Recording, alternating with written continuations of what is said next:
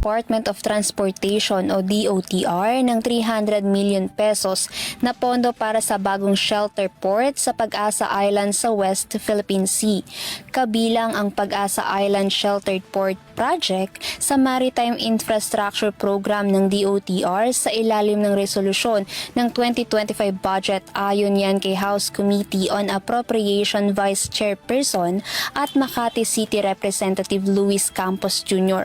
Maituturing ang Pag-asa Island na pinakamalaking isla na matatagpuan sa munisipalidad ng Kalayaan sa probinsya ng Palawan na mayroong 32.7 na hektarya at 277 milyang layo sa Puerto Princesa City.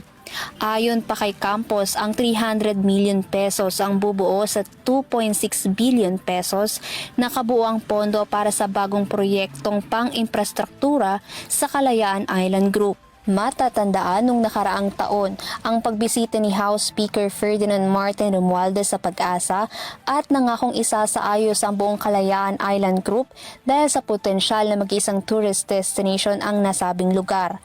Kasunod ng pagbisita ni Romualdez, naglaan ng Kongreso ng 1.5 billion pesos para sa kaayusan ng 1.3 kilometrong runway sa Pag-asa. Ito ay para sa mas malalaking sasakyang panghimpapawid kasama ang 800 million pesos para sa pagtatayo ng isang sheltered port sa Lawak Island ayon pa rin kay Campos.